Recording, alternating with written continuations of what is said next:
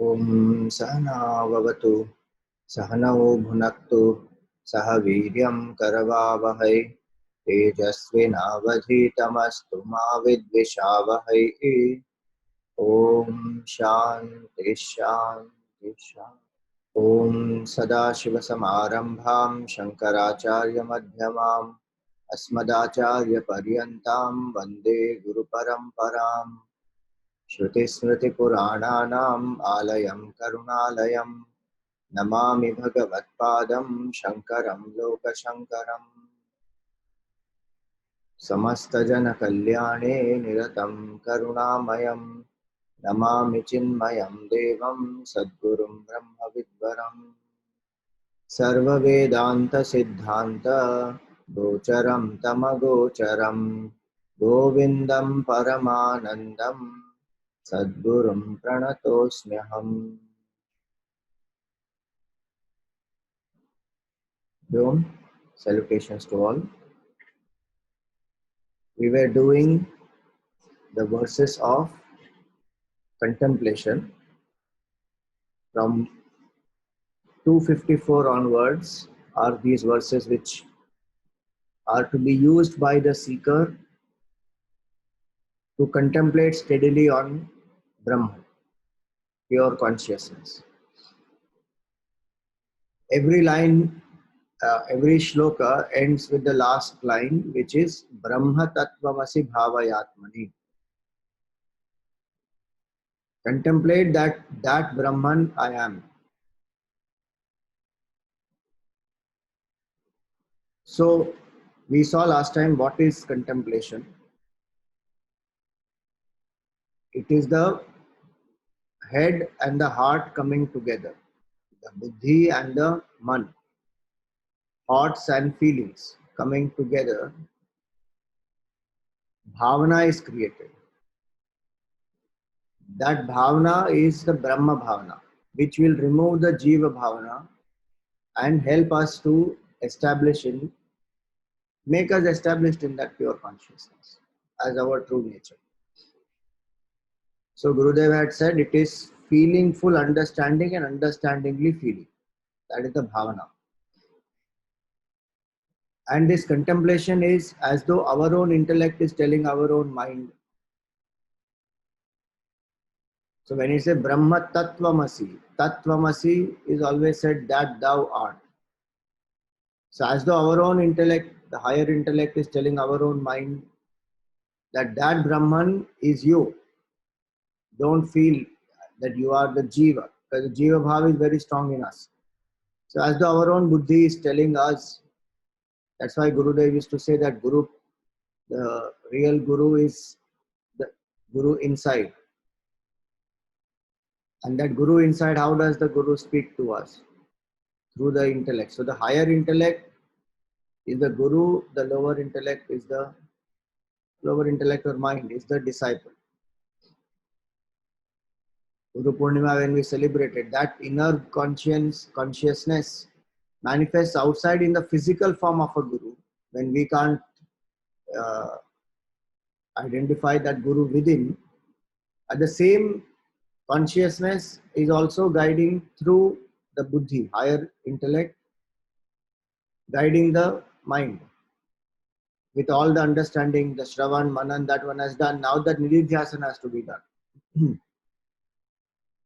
And hence, first verse of this we had seen, Jati, Niti, Kula, Gotra, Duragam. That negates I am not this body. Because body has Jati, body has Niti, Kula, Gotra, all that. Nama, Rupa, Guna, Dosha, Varjitam. Name, the form, qualities, limitations, all these again belong to the body and the mind, negated. Desha, Kala, Vishayati, Vartiyat. Limitation. These are three types of limitation in Vedanta. Desha, Kala and Vastu. So, I am pure consciousness which is unlimited by these three. Desha means that which is limited by place, meaning a form.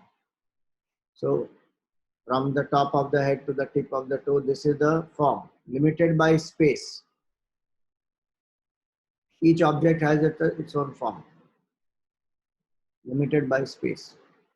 What is here is not there, again limited by space. Limited by time, what is now may not be there tomorrow, may not have been there yesterday. Is limited by time. It's there for some time, or even a certain number of the lifespan of everything. So everything comes with an expiry date.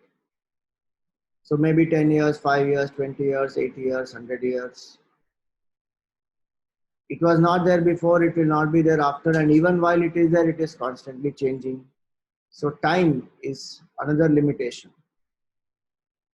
And Vastu, the properties of the computer is not the same as the flask or the book or the table or the phone. Each property, each object has its own properties. But Atma is not limited by any of the three.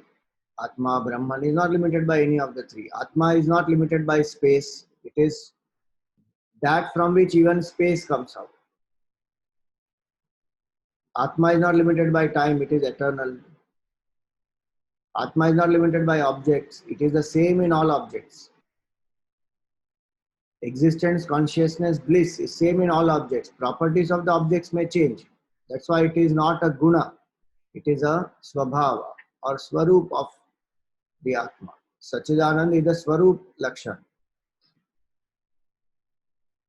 So here it is, when we say Desha Kala Vishayati Vartiya, that Brahman which is all pervasive, which is beyond time, which is the same unmodifying essence in all the objects, Tattvamasi, that Brahman I am. So as of now, I think of myself as limited by Desha Kala Vastu. So we should know that this is Desha Kala Vastu,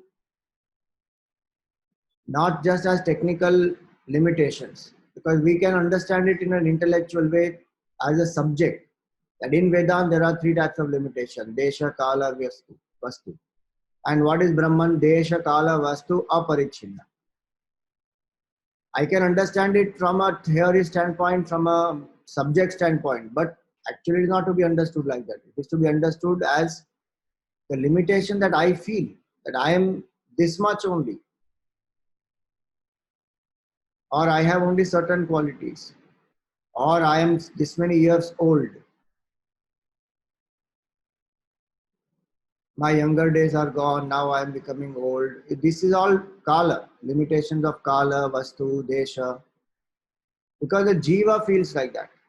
So when we say that Brahma Tattvamasi Bhavayatmani, it is to contemplate that I am free from these limitations. As Brahman, as Jiva, this limitation is there. That cannot be removed. As a Jiva, only some modification can be done to these limitations to feel better as a Jiva. So if I am having a limitation of Desha, in the sense, let us say I am obese. Now I can put efforts, diet control, self-control, exercise, proper rest, etc. and make this body fit. So that which was more pervasive now becomes less pervasive and more fit, more fine. So then the Jiva becomes better Jiva. I was feeling older. So then I can do some things to make myself feel younger. And a lot of people who say that, when we organize programs for the youth, they say, why don't you do the same for the elders? We are also young at heart. The other day, one person was telling me, youth empowerment program is so good. Why can't we senior citizens also do it? I said, the title is Youth Empowerment Program, and the entire program is made for the youth. No, but we are also young at heart. There are no programs for us. I said, there are 99 programs for you specifically. One program for the youth, and one is holding on to that, saying why this is not there for us.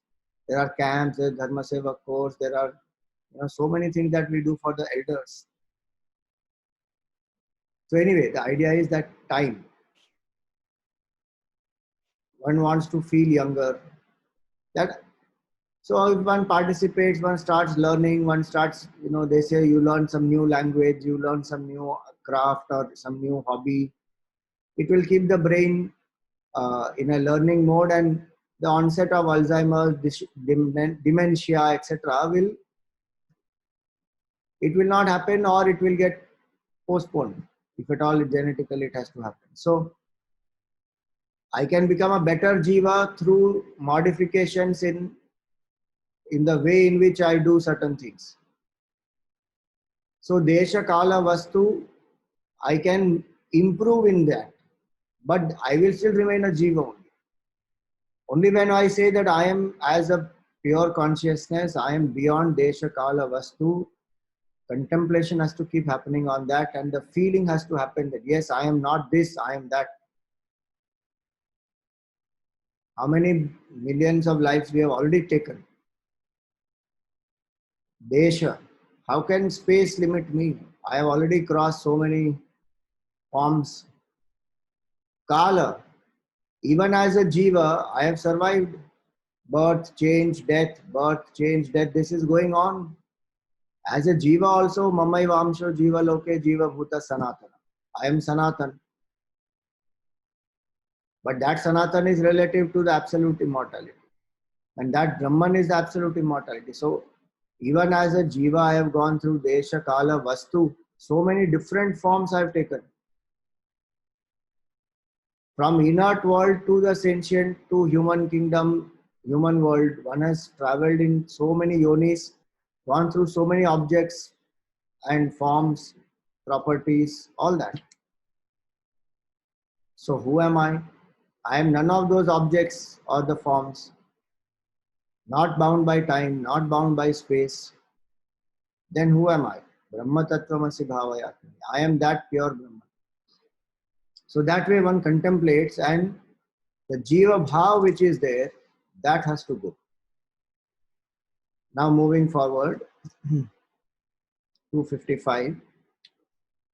Yat param sakala vaga gocharam gocharam vimala bodha chakshushaha shuddha chidghana manadi vastu yad brahma tattvamasi bhavayatmani. So he says yat param, that which is supreme. Nothing is beyond that. That which is supreme. In Japamala, when we do Japa, so there will be one Meru which comes. Suppose it is 108 beads. So when I finish from 1 to 108, after that 108 there will be one Meru. We don't cross that Meru. This 108th bead, so we turn the mala, the 108th bead becomes the first bead. Why do we do that? Because the significance is that Meru is symbol of Supreme Brahman. That's why even before we begin the japa, we take the Meru and touch it to the eyes and to the heart. Right? Just to signify that that Meru is the symbol of the Supreme Brahman. So even if there is no form in front of us, because japa we can do anywhere, if we have not carried a form with us, we consider that Meru as the symbol of the Supreme. And prostrate. And then start the japa. So Yat Param, that which is the supreme, nothing exceeds that. Why? Because Desha Kala Vastu Aparichina. Everything else is below that. That is one way to understand. Other way to understand is that which enlivens everything else, because of which everything else functions, he is to be supreme. Nothing enlivens that, that enlivens everything. So it is supreme, Yat Param. Then Sakala Vaga Gocharam. It is indescribable by all words and speech. Sakala Vak. Word Sakala also can mean other senses, because speech is that which is tongue basically. Tongue is that which is symbol of 5 senses of knowledge and 5 senses of action. Taste and speech both. So it is that which is not graspable by the senses. Yat param sakal avaga gocharam. How much ever one tries to describe, use words, not possible to describe. So even our daily finite experiences to explain becomes very difficult. Yat param avaga gocharam. If I want to explain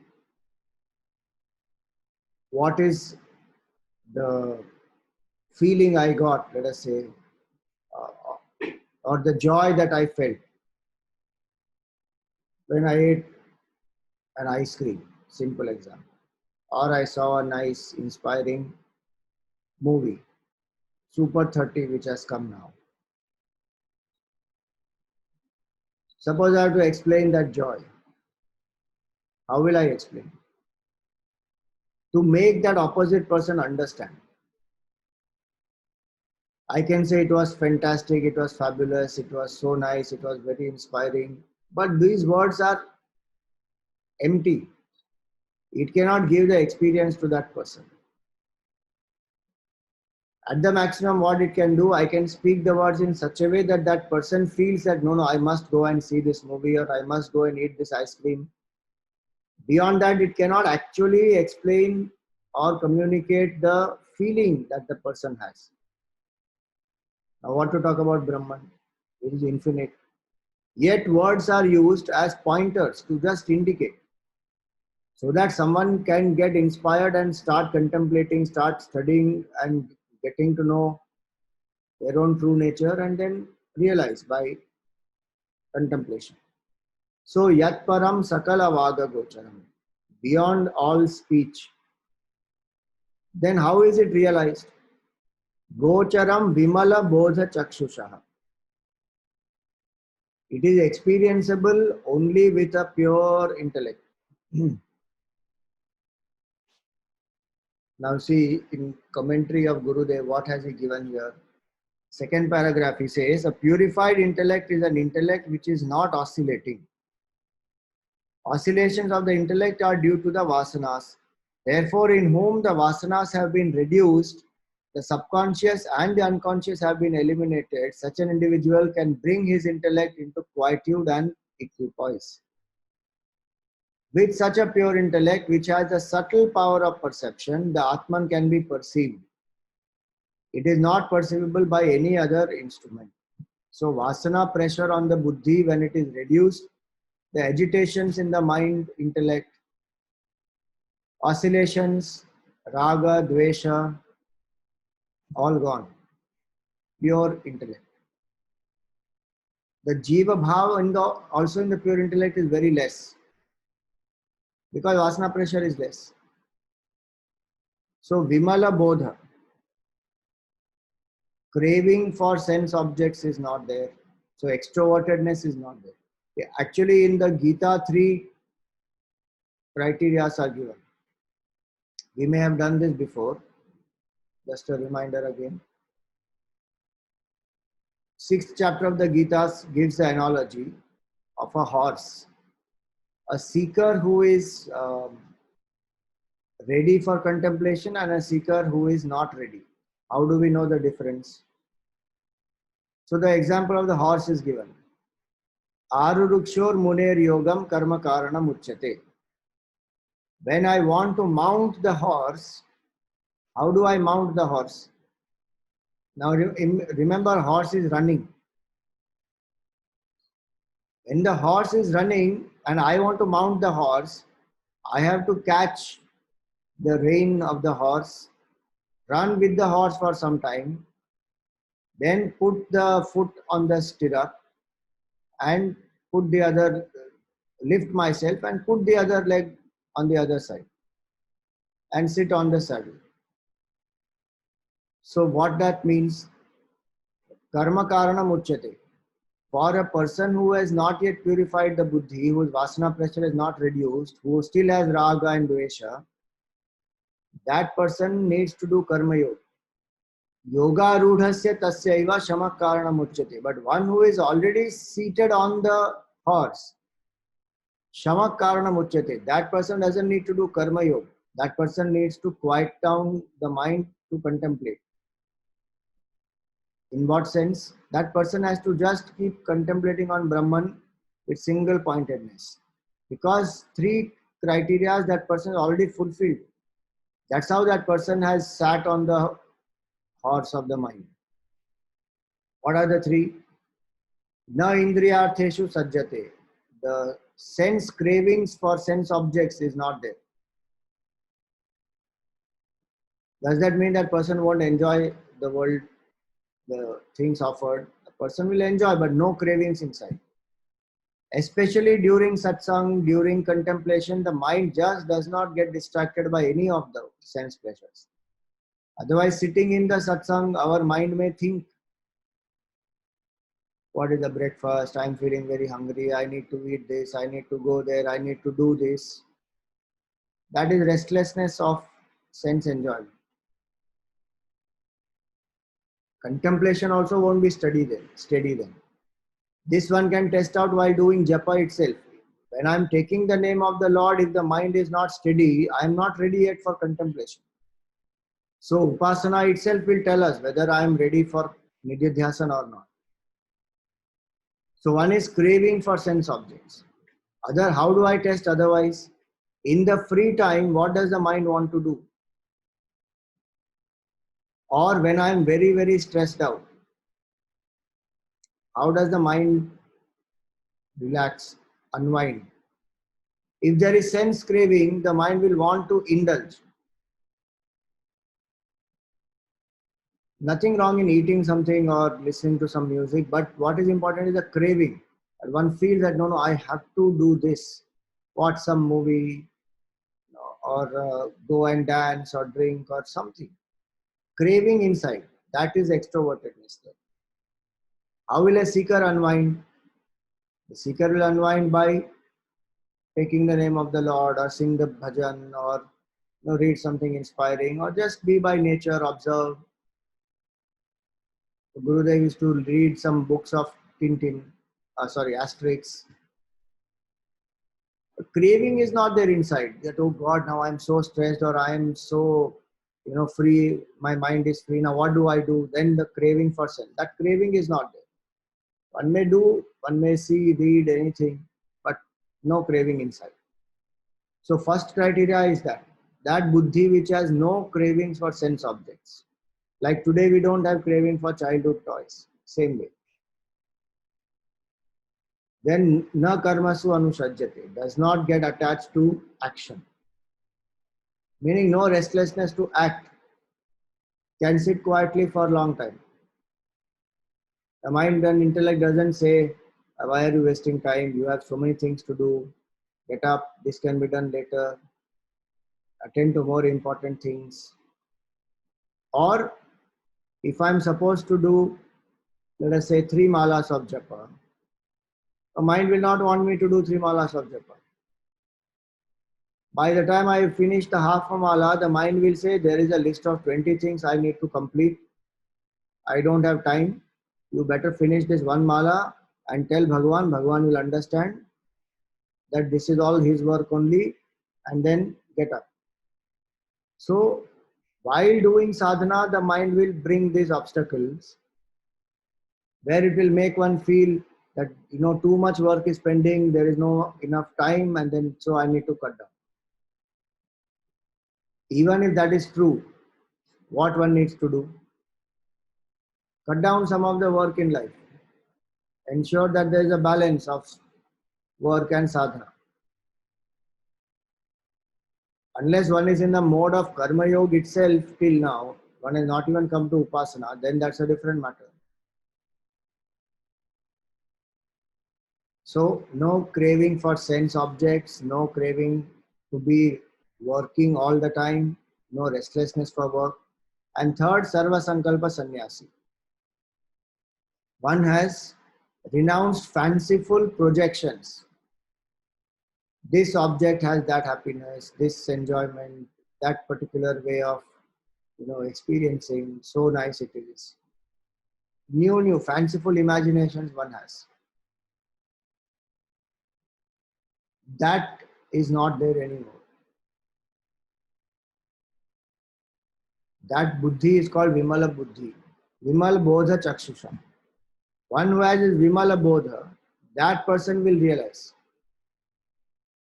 Because Atma is my nature even now. But is not available for recognition to me because I am turning away. Vimala Bodha is to turn the buddhi within. If no sense cravings, no restlessness to work, no fanciful projections are there, that buddhi will be available to serve, to contemplate. So, Gocharam Vimala Bodha Chakshusha.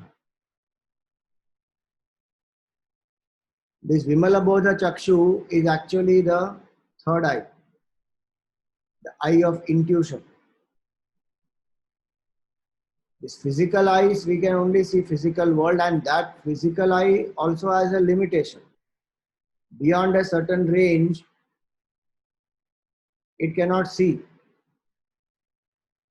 Ultraviolet, infrared rays, we cannot see. We can see only in the range of the spectrum, I think. 7 colors. In that spectrum range, we can see. Beyond and below, we cannot see. But this Vimala Bodha is intuition, eye of intuition. This intuition is not ordinary intuition that, I have an intuitive feeling that I will meet this person today, or I have an intuitive feeling that such and such thing will happen. That's very rudimentary form of intuition. This intuition is where the mind and intellect is purified, that intuitively one has the grasp of a subject, has the grasp of the Vedantic understanding that I am Brahman. What we saw earlier was head and heart coming together. That intuitive feeling comes when head and heart comes together. And they are purified. They come together in a purified state. Otherwise, they come together in an unpurified state. That is not the intuitive eye, the third eye here. That's why the word Vimala is used there. Vimala Bodha Chakshusha. Shuddha Chid Ghanam Anadi Vastuyat. When this intuitive faculty arises, the third eye, what is the experience that I am that Shuddha Chid Ghana? I am pure mass of consciousness. I am not this. Now, when we say mass, don't think some mass is there. Ghana means dense. Chid Ghana, dense consciousness. Now again, as I said, these are all words. The words are not going to explain. In fact, words can create some confusion. That's why many masters don't speak. Silence is the best way to communicate the self to the people. But for that, the student must be ready. Dakshinamurti Bhagavan did only this much. Mauna Vyakhyanam. All the disciples, Sanat Kumar, they realized. So the disciples were also ready. When we are not that Uttam Adhikari level, then some words are required. But we have to be careful with words. So when it said Shuddha Chit Ghanam, dense. So when something is very, very dense, there is no gaps in between. And that alone thing is there, which is full, is pervaded by that alone. That's the indication that in this, it is pure consciousness and nothing else in it except this. That's why Shuddha. Shuddha also means that. Impurity means something else from outside has come inside it, which is not its nature. Consciousness is Chid Ghana, so nothing can come inside it. So it is pure consciousness. Shuddha Chid Ghanam. Anadi Vastuyat. It is beginningless. Anadi. Why Anadi? Because it is the very source of time also. Mind is the source of time. Source of the mind is the ego. Source of the ego is Atma. So how can Atma have a beginning and an end? It is beyond beginning, beyond time. Shuddha Chit Ghanam Anadi Vastuyat. Brahma Tattvamasi Bhavayatmani. Going on to the next one, 256. Shadbhirurmibhira yogi yogi hrid bhavitam nakaranair vibhavitam buddhya vedyam anavadyam asti yad Brahma tattvamasi bhavayatmani. So he says Shadbhir Urmibhir. 6 waves. Ayogi. Unaffected by, untouched by the 6 waves. What are the 6 waves? The 6 waves are Kshut Pipase, Shoka Mohau, Jara Mrityu, Urmivat, Tarangavat, Upari Upari, Sambhavanti, Iti Ete, Shad Urmayaha, Iti Kathyante. This is the definition. 6 Urmis, waves. What are the waves?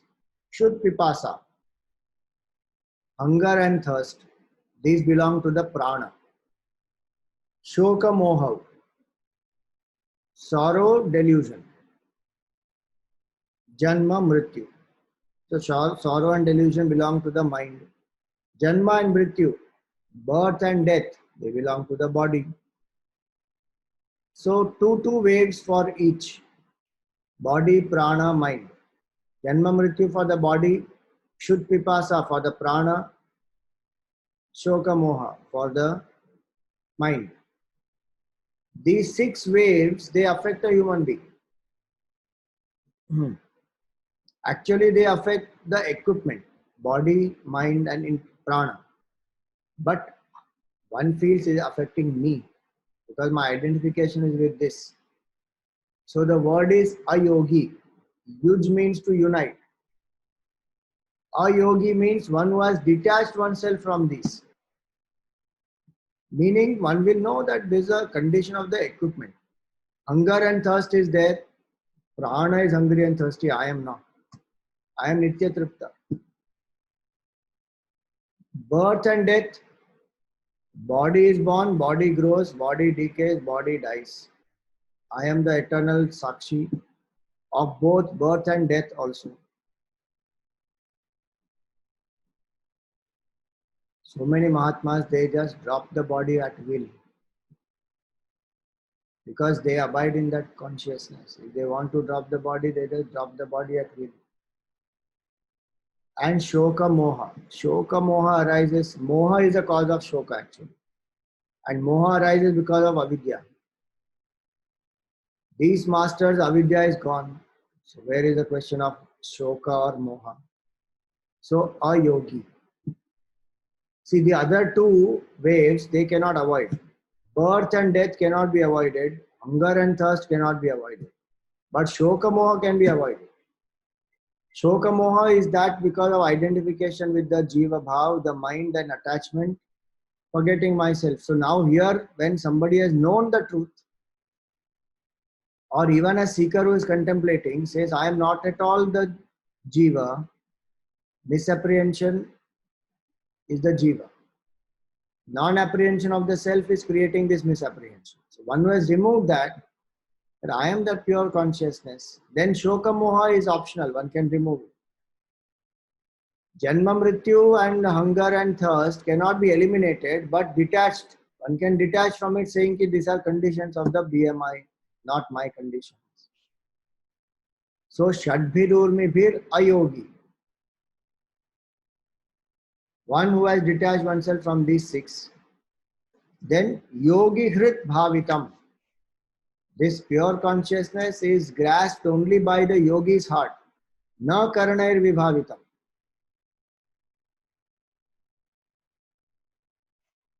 Equipment cannot realize this Brahman. Means the body, mind, intellect, through perception, through an emotional feeling, through an intellectual thought. Na Karanair Vibhavitam. This cannot be realized. Then how it is realized? What we said earlier as Vimala Bodha Chakshu is the Yogi Hrit. That Vimala Bodha Chakshu is explained here as Yogi Hrit. Just a little difference is that 6 wavelets or 6 waves which arise, the yogi is free from them. So this is one way to describe that same Vimala Bodha Chakshu. So that yogi's heart, which has turned within because of this detachment from all the 6, that yogi's heart, one will know this. So these verses on one hand help us also to cultivate the preparation required, and on the other hand they also point out the nature of Brahman. When we say na karanair vibhavitam, it is pointer to Brahman. Yogi hrit bhavitam and Shadbhirurmibhira yogi. This is the preparation. In the earlier verse also, Shuddha Chit Ghanam Anadi Vastu is pointer to Brahman. Vimala Bodha Chakshu is preparation. So the beautiful combination Shankaracharya has done of the means as well as the goal. Goal in the sense the pointers of Brahman. Both are combined here, in these verses. Buddhya Vedyam Anavadyam Astiyat. It is that which cannot be grasped by the buddhi. It is not an idea. It is not just a thought. It is not conditioned by logic. It is not a concept also. So our buddhi works in this much only. It will classify everything, make it into a concept, make it into a form of some idea, some notion. He says, no, buddhya vedyam. It is beyond the conceptualization, rationalization, intellectualization. It is beyond all that. Buddhya vedyam. Anavadyam. And it is that which is impeachable. Again, impeachable means buddhi cannot know. Anavadyam vastu yad. Asti yad, sorry. Brahma tattvamasi bhavayatmani. That Brahman I am. Meaning not graspable by the buddhi, not graspable by this, any of these equipment. It is like going, we study the books on swimming and then go to the pool, stand on the edge and then jump. When we jump, we go into the water. We have left behind the book, the knowledge, the ground, as well as the boundary of the pool, and just jump. So all the knowledge, even all the study of Vedanta, it will lead us to the edge of the buddhi. And through contemplation, we jump into that, leaving behind the buddhi, leaving behind the intellectualization, knowledge, rational thinking, everything, get into that jump straight, got into the water. Then, so then is that all which is useless? No, that only pushed up to the buddhi's limit, boundary. And then through contemplation gone inside. Without that, how will we go up there? Just like the pole, Gurudev's example of the pole vault. Using the pole, one pitches it and goes up. Then finally leaves the pole to cross the bar. In that way. So, Buddhya Vedyam Anavadyam Astiyat. So why two times it is said? Buddhya Vedyam is already said that it is not reachable by the buddhi. Then again Anavedyam. So Anavedyam also means it is not known as an object. It can only be known as the subject. We generally try to know anything retaining the Jiva Bhav, then I know something. And that is a finite thing which I want to know. So I know the computer, I know the table, I know this, I know that subject, I know this person. So we create, retaining our identity as a so-and-so, Mr. So-and-so, Miss so-and-so. Now I know the world. In this, it cannot be that I know, I am a Jiva, now I know self also. Self is not an object, it is infinite reality. So the subject, Mr. So-and-so, has to dissolve. Then one will know it as one's own true nature, not as some objectification. Intellect always objectifies. So that's the reason why it is said twice. One time it is said logic, rationalization, conceptualization. It is not, the self is beyond these. And the second one it is said that don't know it. It is not knowable as an object. It can only be known as the self, your own true self as a subject.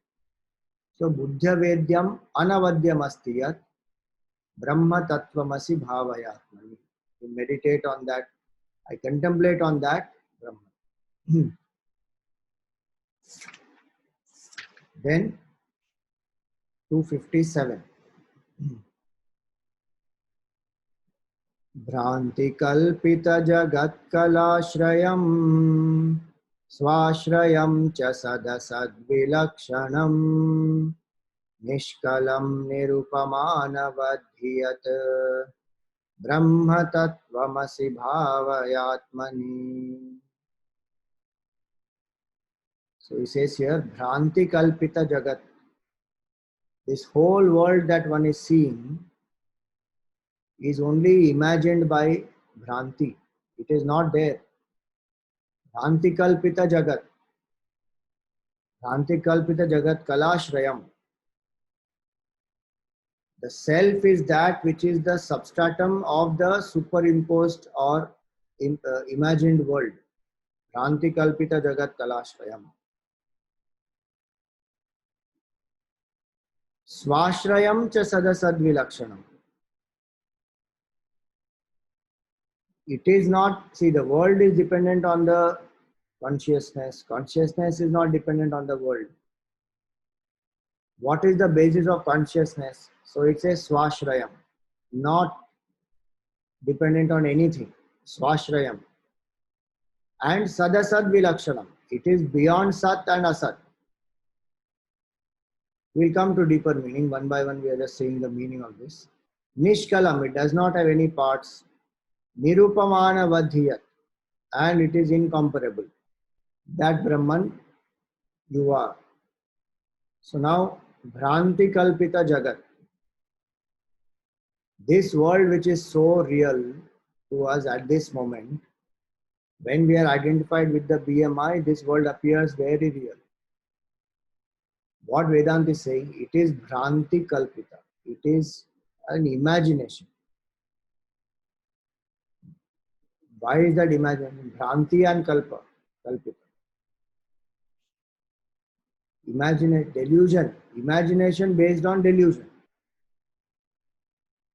Like the snake is a delusory imagination on the rope. Rope is not producing any snake. But the person who is seeing is still seeing that rope as the snake. That's a delusion in the mind of that person. How do we say this whole world is a Bhranti? And why is it a Kalpana? Now when we inquire into the cause of the world, can anything which is finite be the cause of the world? It cannot be, because it is already a part of the world. Whatever is inside the world cannot be the cause of the world, because it's already a part of it. It can, suppose we say a chair made up of wood. Any one leg of the chair cannot be the cause of the whole chair. It is already a part of the chair. Same with everything in this world is already a part. Nothing of this world can be the cause of the world. Can infinite be the cause of the world then? Someone may say no, but 5 elements can be the cause of the world. But 5 elements themselves are created. They are a part of the world. So they can at the best be material cause of the world. Beyond that, they cannot do anything. So, Bhranti Kalpita Jagat, when we inquire into the cause of the world, anything inside the world cannot be the cause of the world, including 5 elements. Because 5 elements by themselves do not know how to mix with each other and produce this fantastic world which is so rhythmic, so much of order and harmony, so much of systems and laws which are there. It is not possible for elements to just mix by themselves and create this whole thing. There is an intelligence cause required. That is the infinite reality. So if finite cannot be the cause of the world, can infinite be the cause of the world? Vedanta says infinite cannot be the cause of the world, because that which is infinite doesn't modify. Creation means a modification. The cessation of the previous condition and the birth of a new condition, that is called creation. Can infinite be the cause of this? Infinite is not capable of changing. It's changeless. Creation means change. So logically, properly, if we understand the creation, finite cannot be the source of creation, infinite cannot be the source of creation. So creation is actually a logical impossibility. Still I am seeing the creation. Like rope actually can never produce the snake. Impossibilities. Still I am seeing the snake. Then it can only be a product of my delusion. It is not real. So that is one way to understand. Finite cannot be the cause, infinite cannot be the cause. Then still I am seeing the world. Then what is the cause? In my delusion only. The mirage, the sand in the desert cannot produce the water. But I am still seeing the mirage. I am still seeing the water as though it is there. Then it's only product of my delusion. Bhranti kalpita jagat. What is not there but which appears to be there, that is called as mithya, that is a vivarta, that's an appearance. Like the snake is an appearance, it's not real. Nor can we call it unreal because right now I'm seeing it. We cannot call it real because it's not there in 3 periods of time. This world also externally what we are seeing is not there in 3 periods of time. It constantly changes. And when we go to dream and deep sleep, it is not even experienced by us. So what is not but just appears to be, that is called as mithya or illusion. Bhranti is the word here. It's only bhranti. Bhranti kalpita. Now, one important point to understand here is bhranti. If there is a delusion that is being, if there is an illusion that I am seeing, that illusion which I see outside is because of delusion inside. That has a substratum. Because on what is this being seen?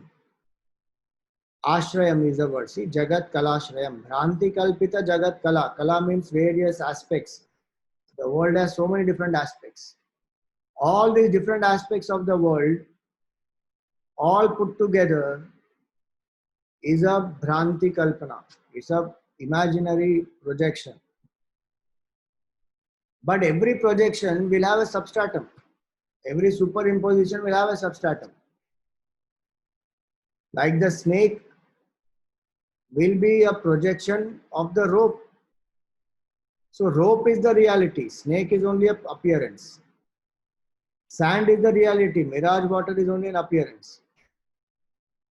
So when we are seeing the delusory world, then one has to inquire what is the substratum.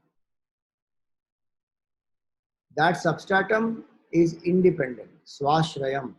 See, to understand this delusory nature of the world, that it actually doesn't exist. It's just a product of my delusion, so it's an illusion.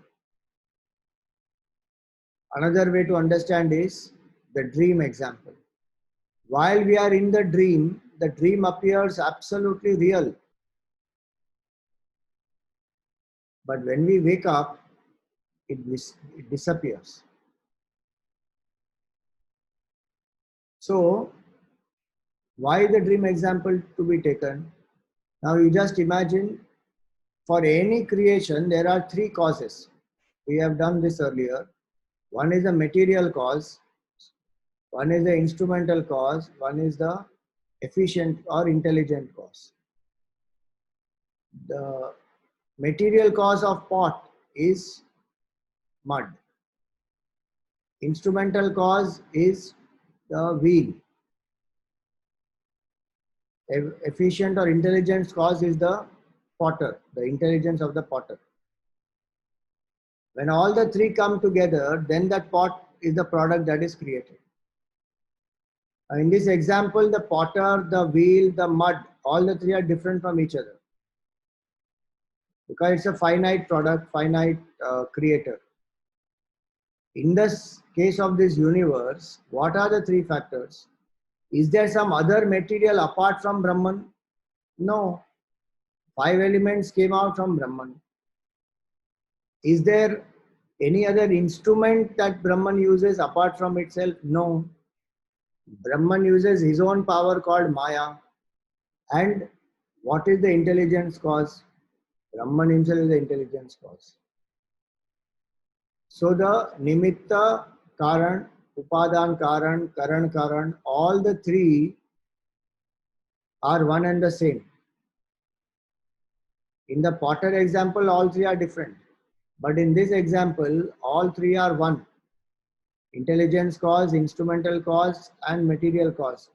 In whichever creation, all the three are one, that creation will be an illusion. Like the dream, that's the example of the dream. In the dream, the dreamer's mind is a material cause. Dreamer's mind is the instrumental cause. Dreamer's mind is the material, instrumental, and intelligence. All the three causes are the dreamer's mind only. Then that whole dream that is created will definitely be an illusion. Same thing with the world outside. All the three causes are one and the same, which is Brahman. Same thing you apply with rope and snake example has a little limitation because the person seeing is outside. That's why we don't take that example. Dream example is the best. Just like it appears very real while one is in the dream, but when one wakes up, one realizes it was not there. It was entirely my own mind's projection. Same way here. Bhranti kalpita jagat kalashrayam. The substratum alone is real. The rest, the whole thing is a projection, imagination. And how will it go? When I inquire into the substratum, then that superimposition vanishes. Because it's only an appearance. If I inquire into the, put a torch and see whether snake is really there, I realize that a snake is not there, it's only a rope. When I wake up from the dream, I realize it was not there. There's only one Brahman, one waker. So in the same way here, Bhranti Kalpita Jagat Kalashrayam. This Brahman is the ashraya of the imaginary world. Now somebody says, okay, Brahman is the support of the world. What is the support of Brahman? That is our Swashraya. Our true nature is to be independent. Equipment depends on us. The BMI depends on consciousness. The world depends on consciousness. Consciousness doesn't depend on anything. Swashrayam. Even at the BMI level, we can apply this. Swashraya. Don't depend on anybody for one's own happiness, including BMI. If body is in disease and pain, that's the nature of the body. I am Atma. So no dependence on BMI, no dependence on anything related to BMI for my happiness. I need this person in my life. I need them to behave in this way. They should speak to me in this way. Those are all dependencies for my happiness. I must be successful. I must be praised. I must be applauded. Swashrayam. No dependence on anyone outside. Because my true nature is pure consciousness. Nothing else but that. Which is independent. None of this may exist, but Atma will exist. Brahman will exist. So Swashrayam. Sadasat Vilakshanam. It is beyond Sat and Asat. Sat and Asat here means gross and subtle. Not as Chaitanya Swarup Atma. It is Sat and Asat. It is beyond gross and subtle. Gross means the body. Subtle means the mind and the intellect. And Vasana also. Sadasat Vilakshanam. Then Nishkalam. No parts it has. Anything which has parts will decay, will perish, will change, will die. No parts. Nishkalam. The rope is a homogeneous. It's just a rope. It does not have parts like the hood of the snake and then the tongue of the snake and then the body of the snake. No parts. Nothing. Nishkalam. And Nirupamanavat, it is incomparable. Why is it incomparable? Because it is only one. It is infinite. There is nothing more than that. Tulsidas ji writes, no, that beautiful whole Thumak chalat Ramachandra bhajat payjanya. That whole bhajan, if you read, Bhagwan Ram as a baby, how he walks with the gait of a baby and how he smiles, and there are anklets on his feet and how they make noise. In that one line comes, Raghuvar Chabi ke saman, Raghuvar Chabiya. There is the glory of Bhagwan Ram and even his face. Nobody can compare Ram except Ram. Meaning Ram is incomparable. No one can come anywhere close because there is no duality at all. So that Ram alone is like Ram. Nobody can be like Ram. Hence, incomparable. That which has no parts, truly incomparable. Who is that? That is Brahman. Brahma Tattvamasi Bhavayatmani, and that Brahman is. Okay, so we continue tomorrow. Om Purnamada Purnamidam Purnat Purnamudachyate Purnasya Purnamadaya Purnameva Vashishyate. Om Shanti Shanti Shanti. Harihi Om Shri Gurubhyo Namaha.